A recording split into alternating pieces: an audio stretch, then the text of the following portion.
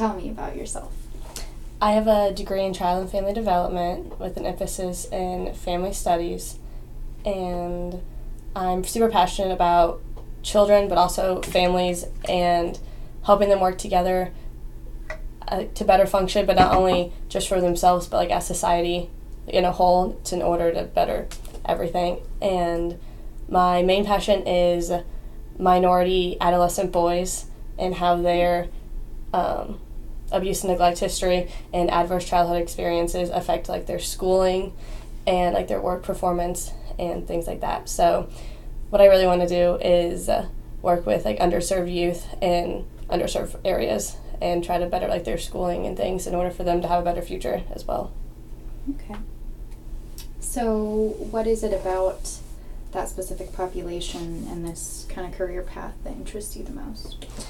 I think it's how much potential that they have that no one else or not very many people recognize, and they kind of shun them or deem them as undeserving because of like their parents or like what they've been through or where they live or their socioeconomic status, but how much potential that they could have.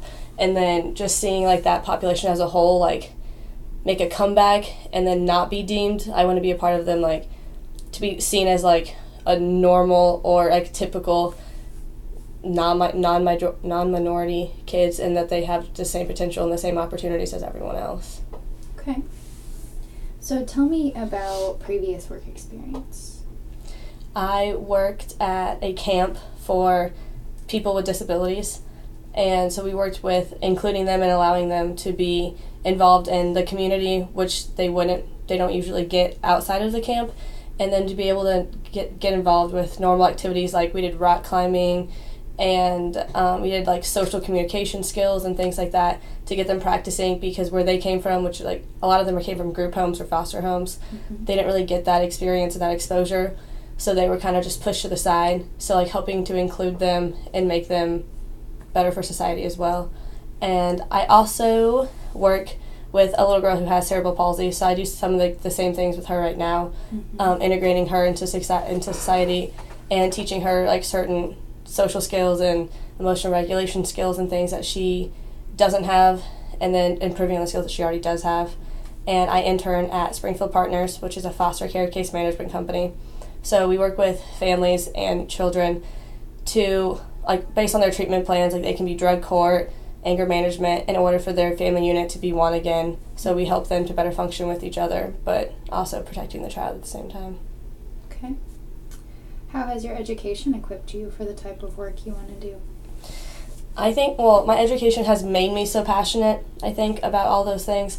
And then it's given me the education to be able to go out there and serve those families and those children and better learn, like, what they need and how their brain functions, in order for me to kind of take advantage of how their brain works and help them to better grow.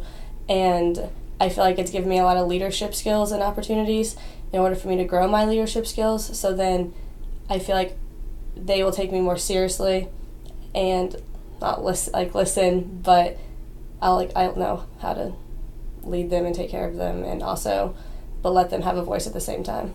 Okay. What do you consider to be your greatest strength? I would like to say that I'm a natural leader. Like, I like to take charge and have a lot of like self-initiative and get things done, like a self-starter.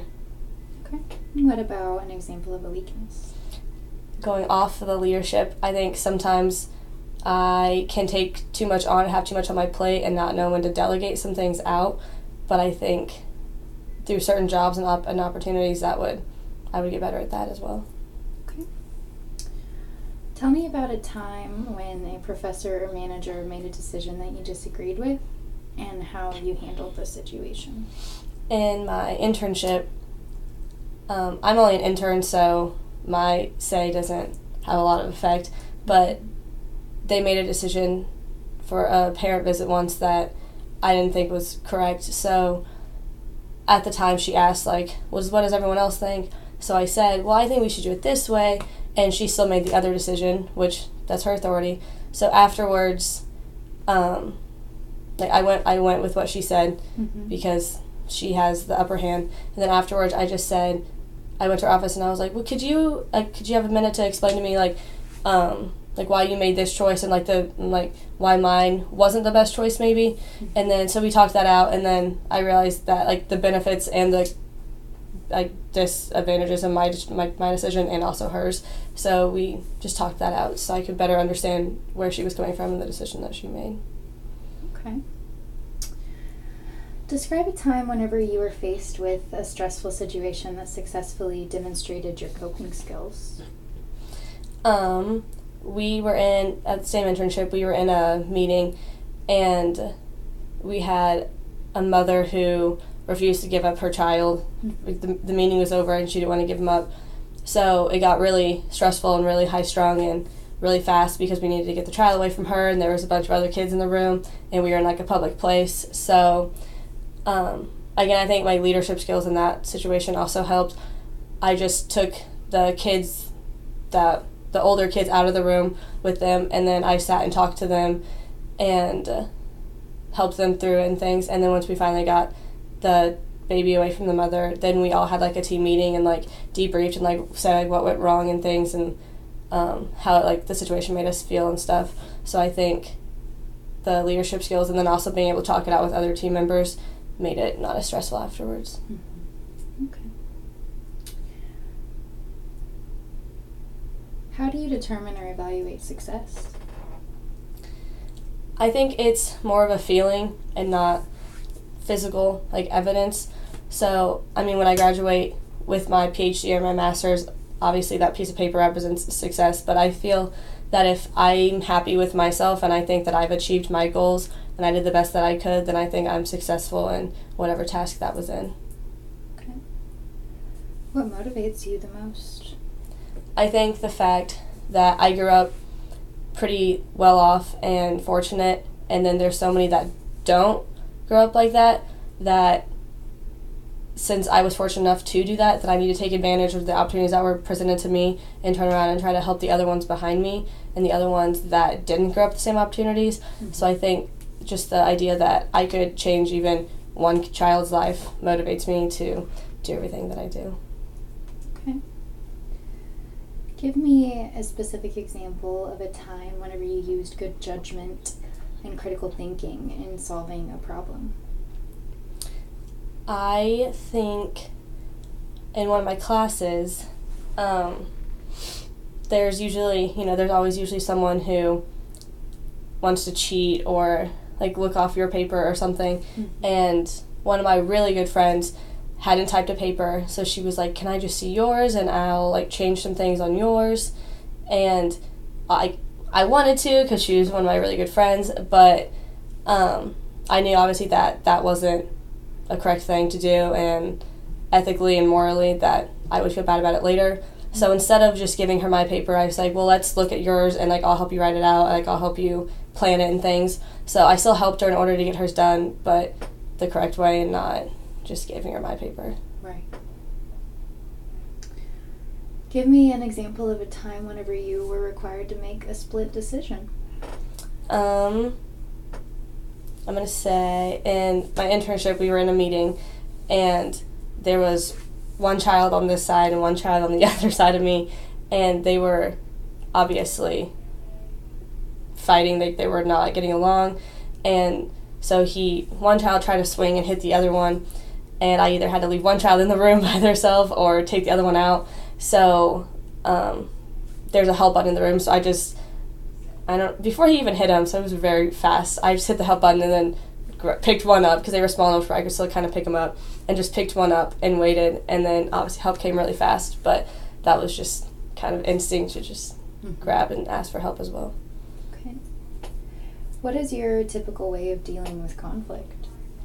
I think one of the most important things to remember when dealing with conflict is that communication can always make it better.